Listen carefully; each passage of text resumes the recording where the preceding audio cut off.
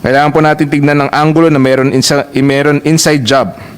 Possible na ito ang dahilan ng pagpapatuloy ng pagpasok ng mga foreign nationals sa Pilipinas gamit ang mga fake documents. Karamihan sa mga Pilipino nag-work sa POGO, especially involving love scam, Pilipino po yung mga bisor. Paano po nakakalusot ang mga agencies na ito? Paano sila nakapag-produce ng seemingly legit documents sa mga foreign nationals? And yet, pagdating sa raid, walang nakukulong na Pilipino. Wala talaga ni isa. Bakit kaya? Stupido ba tayo o matalino lang yung mga bulsa? Sana anak ng dagat.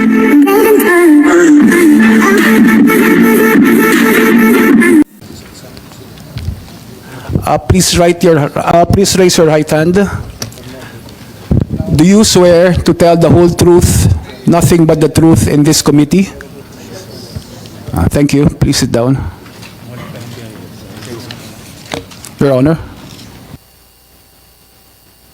For today's hearing, the committee will continue the discussion of the following measures. The directive of His Excellency President Ferdinand Bongbong Marcos to ban the Philippine offshore gaming operators and proposed Senate Resolution number 1083, wind up the business operations of existing Philippine offshore gaming operators by this representation and Senator Raffy Tulfo. Before we proceed with the hearing proper, may I ask the other senators present hearing if they have any opening statements prior to our discussion? None, Mr. Chair. I will reserve my time for questions later. Yes, sir. Following the President's directive, this representation filed a resolution calling for an inquiry into the implementation of a POGO ban.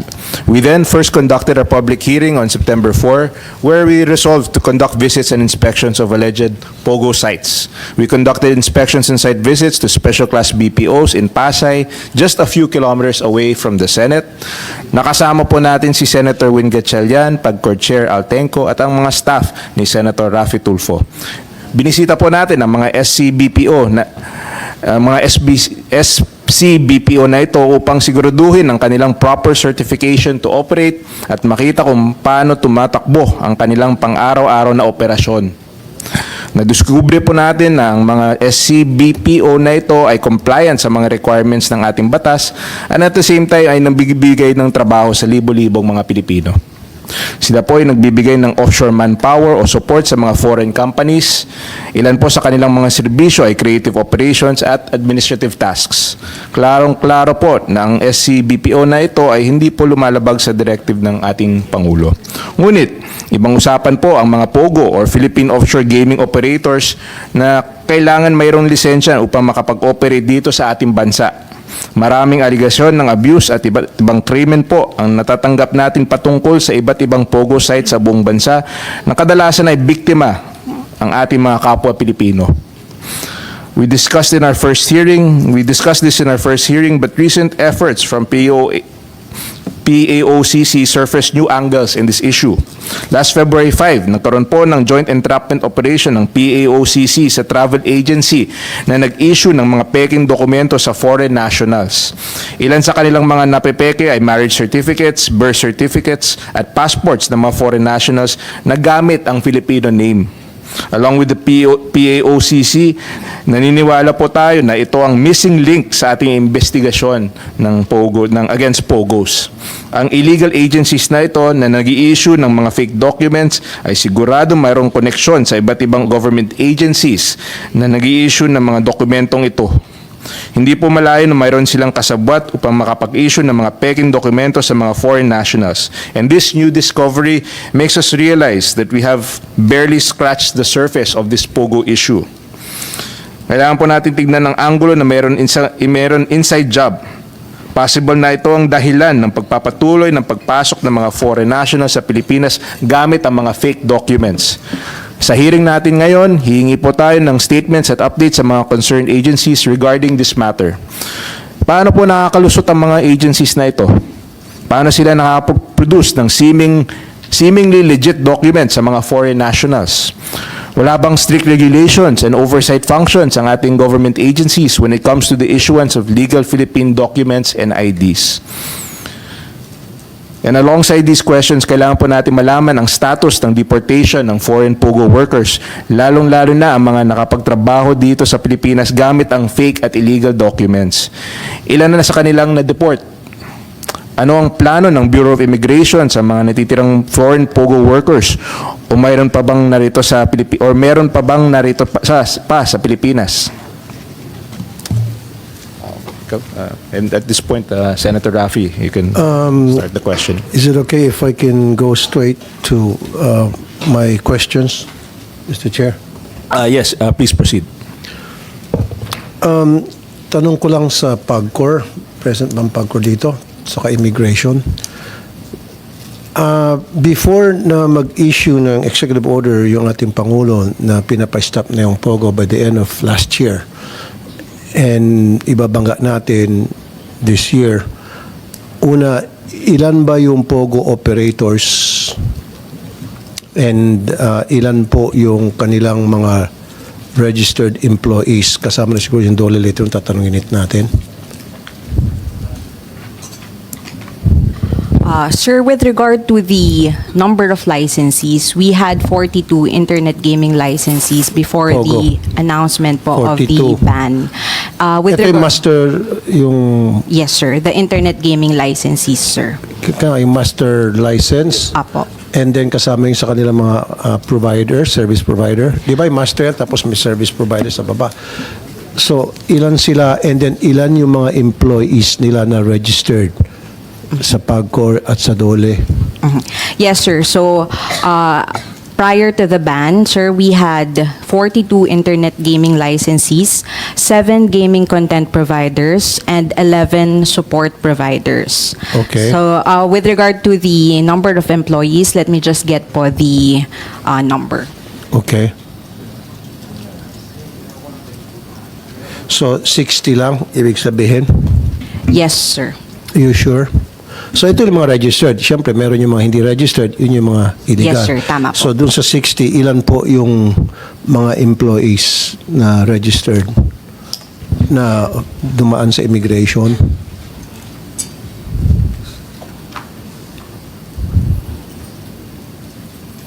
While you're looking at it, So, sir, the manpower count as of August 2024 was 58,181, wherein 30,144 po 58. are foreign po. ilan po? Ilan ang foreign po? 30,144. 30,000. Ito yung bago magdeklara yung ating Pangulo ng total ban. Yes po. Okay. Now, na-reach na yung deadline, tapos na yung total ban. Ilan na po yung mga napatigil?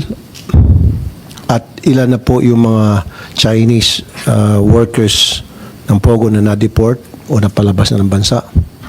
As of January 1, 2025 po, all 42 internet gaming licensees and all 18 authorized providers are already canceled po. So, the last of which po was canceled on December 15, 2024. Okay, stop right there. Sabi mo, kanina 60, 42 sa master license and then merong 11, may 7, right? Yes, sir. So, a total of 60. Yung na-cancel, sabi niya ilan?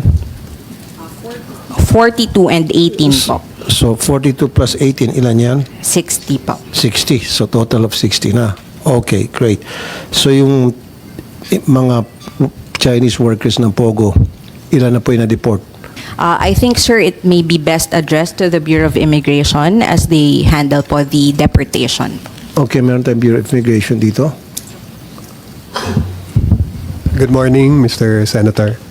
Accounted for na ho ba itong 30,000 na Chinese po working sa POGO? Various nationalities ho sila. After December 31, 2024, the Bureau of Immigration issued visa cancellation orders totaling to 12,106. Cancellation na ito. Apo. Ang gusto ko po yung naipalabas na, na-deport na, napalayas na po. Ang napailabas na ho natin, Mr. Senator, is a total of 3,024. 10% lang. Why? Yun po yun. Why is that? Yan po, Mr. Senator, are those that are apprehended or arrested in various operations by BI and or PAOK. Okay, kaya nga, good. Thank you sa PAOK, sa NBI. Pero 10%, so ibig sabihin, meron pang gumagala-gala dyan o baka nag-ooperate pa illegally kung ano man yung operation nila. Meron tayong 27,000 foreign nationals na dati nag-work sa Pogo at hindi nyo na-account kung nasaan po sila. Tuloy-tuloy po yung operation ho namin starting January. The first operation after since the start of the new year ho, Mr. Senator, is that 438 po yung na-apprehend namin. So, Thank you dun sa apprehension nyo. Pero still, this is alarming. 10% pa lang ng 30,000. Ito yung mga registered lang, ha? Yes, Hindi sir. pa kasama dito yung not registered, yung mga illegal. yes, sir, Your Kasi alam mo Honor. kung bakit? Itong 27,000, nag-work pa rin to sa Pogo. Pogo pa, kaya lang binago na yung pangalan. Kunyari, sila ay style BPO, service provider, provide ng parang gaming to their client, but they're still Pogo. And we have to account for these people. Itong 27,000 ito or something, and at lumalaki pang bilang nito. What are we doing? Kaya nga recently, di ba, nag-raid ang immigration, kayo kasamang NBI. Are we not doing something about this? We are January 8 yun, nag-raid. Yes, we are. We are continuously conducting our law enforcement operations. Although we acknowledge ho na sa volume, medyo hindi ho ganun kabilis dahil like the 438 ang nade-deport pa lang ho namin dyan is around half or less than half. So medyo may challenges ho talaga in terms of logistics and from detaining them and to actual deportation ho. So, PAGCOR, ano yung plano nyo? Anong game plan ninyo tungkol dito na para totally mawala na mapauwi na ito mga dating Pogo workers? Because they don't have a place here in our society. Well, tapos na yung trabaho nila. Kasi kung if they stick around, then papasok to sa iba't ibang klaseng krimen. Nandiyan yung kidnapping, they'll kidnap kapareho nilang Chinese. Later on, baka pati Pilipino kidnapin ng mga ito, i-torture at hingyan ng ransom. Sir, so far naman po, no, talaga pong wala na po tayong licensee na magi-involve sa internet gaming. So wala na pong limited na po yung mga foreign nationals na may employ dito sa No, gaming. my question to you, Madam Attorney, is ano nga po yung ginagawa niyong plano? Dapat in coordination with immigration, NBI, PAOK, ano pa ba, CIDG, Yes, sir. na para ma-account itong 27,000 na foreign nationals na dating trabaho sa Pogo or maybe more. Anong klaseng plano o sistema ang put in place? Apo. Okay, so naibanggit ko lang po yun. And meron po kaming close coordination sa Bureau of Immigration at lalo na rin po sa PAOK and NBI para po magkaroon ng tuloy-tuloy na operations at mahuli po lahat po itong mga illegal na foreign nationals. I think hindi lang po nabanggit din kanina, meron po kasing naging programa na downgrading after po ng cancellation ng mga visa kung saan nag-downgrade po ng visa yung mga legal employees po at umalis na rin po sila ng bansa noong bago po mag-December 31, 2024. Pero yung umalis po, katiting lang yun doon sa mga hindi po umaalis. Again, ulitin ko, for the end time, ano nga pong programang ginagawa po natin na para ma-account itong mga hindi pa umalis at sila ay mapaalis na dahil hindi natin na sila kailangan dito sa bansa natin? Apo. So tuloy-tuloy po na nagbibigay po ng impormasyon ang PAGCOR para po dun sa mga nakikita po namin na meron pa din pong movements po ng foreign nationals and kami din po ay sumusuporta sa mga operations po ng mga law enforcement agencies. Okay, natin. sa inyo pong intel, after na ban na yung Pogo, ano yung trabaho ng mga ito rito at bakit hindi pa rin sila lumalayas? Siyempre, meron kay intel niyan. Imposibleng wala. Ito pala si General. Before you became a PAGCOR Vice President, ano pong trabaho niyo sa PNP, sir? Is it I'm PNP with or the military? Armed Forces. Armed Forces, okay. So, bagay kayo dyan sa I PAGCOR. used to be with the ISAP and then I became the commander of the AFP communication. You're perfect for the job. ISAP, Intelligence Service of the Armed Forces of the Philippines, so malakas kayo sa Intel. So, base po sa inyong Intel, ano pong possible trabaho ng mga ito ngayon at saan po sila naglulungga at ano pong mga pinanggagawa nila, ba't ayaw pa rin na umalis base po sa inyong karanasan at Intel? Yes, sir. Actually, sir, we've been coordinating with law enforcement agencies and intelligence community, sir. In fact, yesterday they were in my office, and we have plenty of targets now because some of these have gone on guerrilla operations already. Exactly. May mga nasa bahay-bahay na. And then we're finalizing this target packets. We will endorse it to PAOK later on. Marami kasi sila, sir, na hiwa-hiwalay na sila, sir. In fact, yung iba pumunta na daw sa mga islands. Okay. Mga islands, sir. So, So meron we're kayong ganun monitoring it, sir, closely together with the intelligence community and PAOK especially, sir. Wala ko kayo naman monitor na sila po ay nag-open ng iba't ibang mga negosyo sa gaming pa rin. Kaya lang, iniba na nila yung kanilang pangalan, iba na yung kanilang sistema, pero binihisan na nilang bago. In fact, we have this, meron pa ba yung IGL? Kung tawagin? No more, Wala sir. na. No more, sir. Pero style IGL pa rin. Kunyari sila ay magpo-provide ng serbisyo doon sa kanilang mga kliyente na parang BPO na nangangailangan IT, nangangailangan support Yes, sir. to look for client na gusto magsugal. Yan yung uso ngayon eh. Alam niyo po yung General? Yes, sir. Actually, we have even some emails, complaints from concerned citizens, and we forwarded it to PAOK already, some of this. And we've been continually coordinating or, communicating with these complainants. Kasi nakikita nila, sir, daw physically. Nakikita. Sino po daw. nakakita? Yung mga concerned citizens, sir, may mga complaints kasi ini-email sa amin, sir, yung mga complaints. Okay, yung mga complaints na ma-validate nyo, talagang totoo naman. Yung iba, sir, talagang totoo. Also, nahuli natin. We So, forwarded ilan to... po yung nakakausap nyo yung complaints, halimbawa na pinorward nyo? Ilan? I don't have the data right now, sir, but Approximately about 20 plus. 20 plus Yes, sir. different sites yon. Different, sir. And Pinorward- even website. And websites. Pinorward nyo po saan? Sa PAOK, for the website, sir, we forward it to NTC NTC. and CICC and ACG. Okay, yun sa 20. Okay, kanina po pinorward itong 20 sites?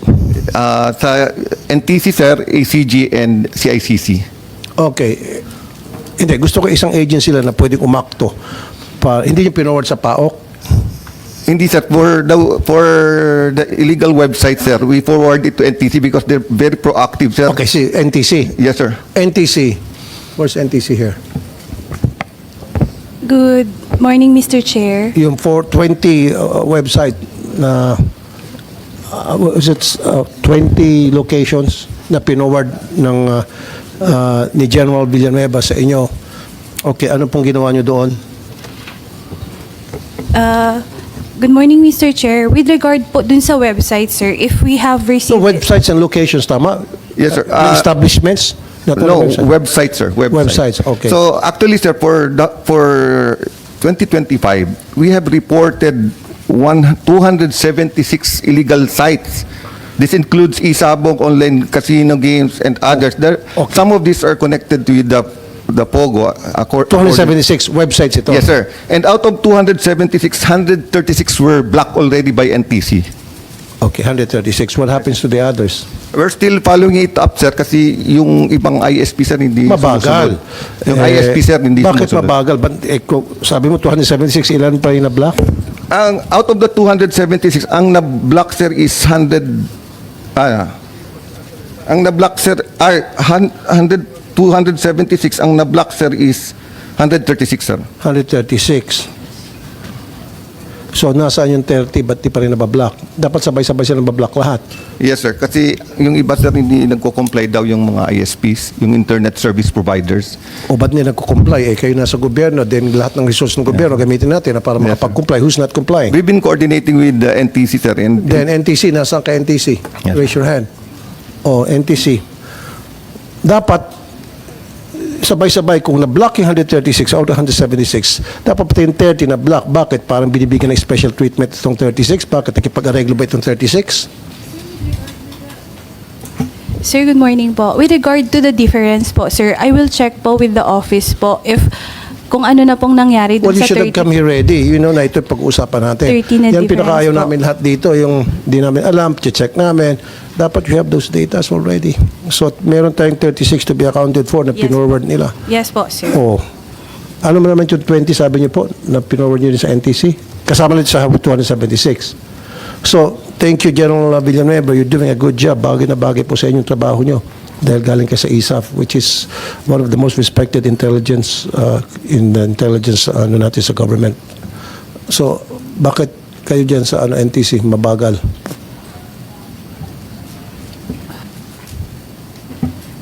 Sir, Kasi ma'am, tingnan mo 276, 136 na inireport niya sa inyo. O, yung 136 na pa-shutdown na. So may natitirang ilan? 30. O, ilan? 140 natitira pa. Oh, sorry. Tama, 140 pa pala, sorry. So 140 natitira pa. Ito mga 140, tuloy-tuloy pa rin, hayahay pa rin sila sa kanilang pag-ooperate. sir, I will check with the 140 po, sir, kung ano na pong status ng mga requests po na ito. Because, we'll check po, sir. Kaya nga ma'am, di ba hindi ba parang nakakapagduda? Buti sana kung 5 o 10 lang ang hindi pa napapasara. Pero kung 140 ang hindi pa napapasara, magtataka tayo. Ang laking diferensya. So please do something. And I want, sa susunod na hearing, siguro I'll give you one, depende kay Mr. Chair, kung siguro a couple of weeks na they should be shut down. Yes, sir. 2 weeks siguro. We will comply po, Mahaba sir. na in 2 weeks. We will comply po, sir. Baka, di ba, meron nag-happy-happy dyan dahil, di ba, hindi napapasara mga ito. Now, ang nangyayari kasi, kapag halimbawa nagkakaroon ng raid, okay, again, congratulations sa NBI at sa immigration, ano yung proseso nga pala doon sa immigration, tatanungin ko, na para mapadeport po, masiguro mapadeport. Yung pinakalas, nakasama po yung RTIA, kasama po yung team ko. Ilan po yung foreign nationals na nahuli doon? Yung ni-raid natin, saan ba to? Saan lugar to? Sa Parañaque City? I think yan po yung sa reruns company sa Asiana ho, sa Parañaque. Yes. 438 po yung Ilan ang na-deport? nahuli ho doon. Kasi January 5 to 8 eh. yes, So, Your ilan na po Honor. na-deport? Almost half na po ang... Almost half. Ano Almost nangyari half sa na half? po. Bakit nandito pa rin? Ang process po ng pag-deport natin ay the requirements are the passport, NBI clearance, and the ticket, the plane ticket. Hindi nga po. Hindi nga po. January 8 pa to. So yung half ng out of the 400, kasi kine-question ko yung bagal ng sistema eh, di ba? Gusto ko mabilisan. Para Yes, hindi sir. tayo pagdudahan. Kasi pag nagdidili-dali kayo, nagbabagal-bagalan kayo, pagdududahan kayo. Yes, sir. Kalahati pa lang nadideport. January 8 pa, baka nag-aantay na ng pang-areglo, kaya hindi mo na dideport. Yung mga na-deport na ho namin, Mr. Senator, is na kapag nakuha na po yung, nasubmit na yung passport, Okay. nakuha na ho namin yung NBI clearance, at saka nakapag-provide na ng plane tickets ho nila.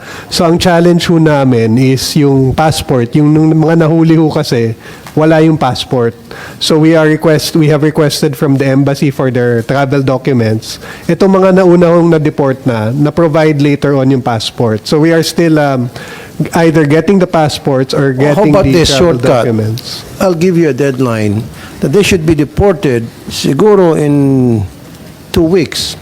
Do something about it. Kung gusto, We maraming will paraan. do our Kung ayaw, best, maraming dahilan. Mr. 2 Chairman. weeks. Kasi kapag hindi mo pa deport in 2 weeks, then magdududa, magtataasan tayo lahat ng kila dito, baka merong iniintay. Apa. Baka mga later on, papatakasin to. Baka may mga gustong umarbor, baka mayroong mga gustong kumakausap, kaya dinidelay ang deportation.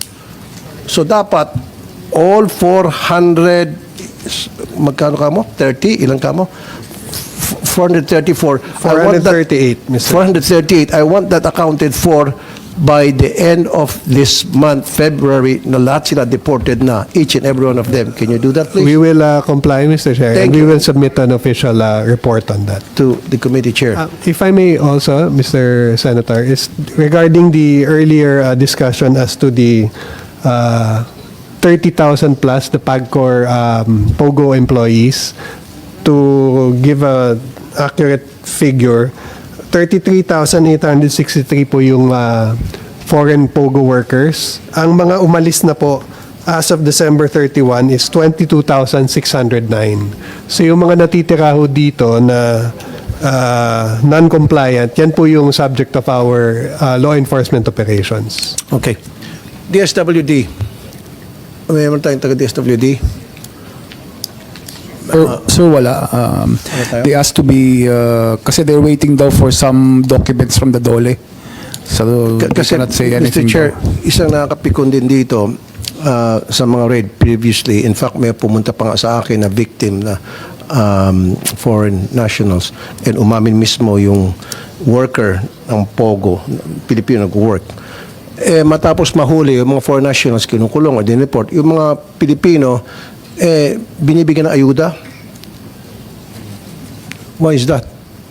Kasi nga raw na human traffic daw sila. In fact, inamin mismo sa akin nung isa sa mga sa programa ko, isang foreigner na nahuli ni lab scam sa Pogo to sa loob ng Pogo. Sinabi niya na maraming mga Filipino workers doon na ginagamit para manloko ng kapwa Pilipino, ng mga foreigners. Binabayaran sila, pinapa-acting sila.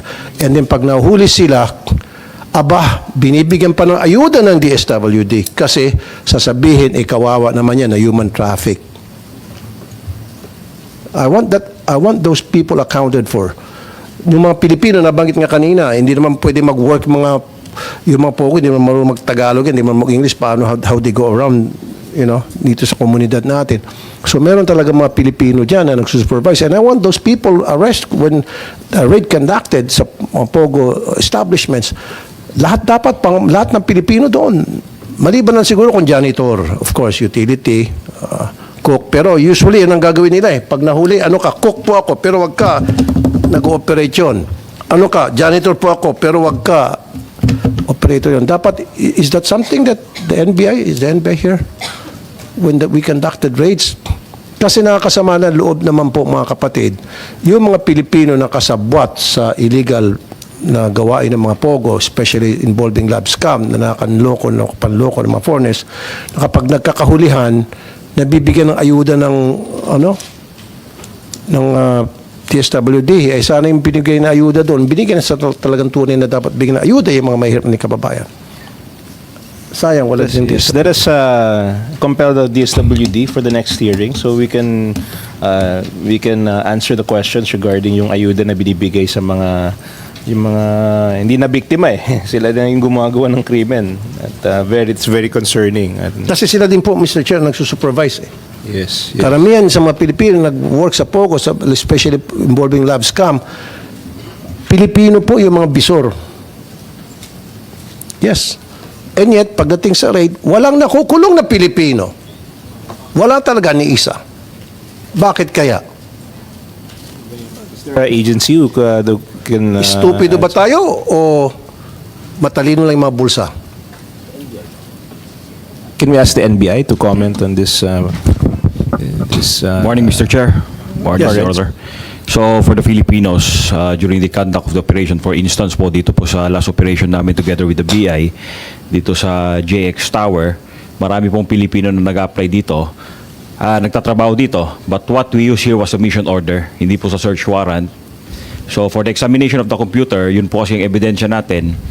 Dahil po sa nature po ng ebidensya na kinakailangan, So, which sir, requires attorney, so ilang Pilipino, ito sa last raid, ilang Pilipino ang nahuli nyo doon? nasa 422 po, Your Honor. 422 Filipinos? Yes, Your Honor. Doon sa POGO? Yes, Your Honor. Ano ginawa nyo doon sa mga Pilipino? We've accounted all the Filipinos. Pinicturean po namin, dinocument po natin. Yes, sir. Pero what did you do with them? Release po namin sila, Your Honor. For Why? direct filing po. They were caught on the act. Pwede na silang ma-inquest. You did a raid, huli sila sa akto, inquest nyo, bahala na si piskal. Ba't yung pinakawalan? Yes, Your Honor, but dun po kasi sa digital evidence po natin, kailangan po natin ng warrant for examination of computer data, which is the very basis po ng filing po natin against these foreign nationals. No, That's sir. why when we, No, sir. The fact that they were there sa isang establishment na declared as illegal, that's why you were issued warrant by a court, and that certain establishment was doing illegal activities, and these Filipino citizens were there in cahoots with the operators or operators of these illegal establishments. Kasama dapat sila sa mapapailan. Basic po yun, sir. Bakit natin pinakawalan? yes, Your Honor. Kasi kung pinakawalan natin, again, meron na naman magtataas ng mga kilay dito at magdududak, kaya pinakawalan dahil Pilipino to Pilipino, pwede naman mag-usap ng ayos sa magagandang lugar at pwede mag-usap-usap. Yun nga, sir, dapat hindi nyo pinapakawalan. Inibistigahan nyo. Kasi ito mga Pilipino ito yung mga kasabwat. For all we know, ito pa nga yun talaga mga matataas ang ranggo sa mga illegal pogo operations. Ito pa nga siguro yung mga may-ari pa siguro. Baka hindi naman may-ari. Siyempre, yung mga hindi pupunta mga Chinese. Ito yung mga nasa management. I'm sure sa 400 na ito, meron dyan kasama sa management. Ba't pinakawalan? Tim. God, Tim. Your Honor, doon po sa last operation po na may mga Filipino. Ang masama, sorry, interrupt pa. Ang masama, baka binigyan pa ng ayuda. May kasama yung DSWD? Hindi po, Your Honor. Okay, so walang ayuda. Hindi po ako aware, Your Honor. Okay, hindi kasi sa mga nakaraan, Mr. Chair, sa mga tapos ng raid and then darating yung DSWD, pinapipila yung mga Pilipino, kawawa naman mga ito, ayuda pa uwi sa probinsya, parang nakakainit ng ulo. And I don't want to hear that anymore. Na parang ginago na tayo, gagaguhin pa tayo ng 32,000 ayuda from sana anak ng dagat. 30,000 ayuda from DSWD to start a business doon sa mga nahuling pogo. Okay, sorry. Mali ito. Mali. Huwag kang basta-basta magbigay ng information ng alanganin. Saka pa.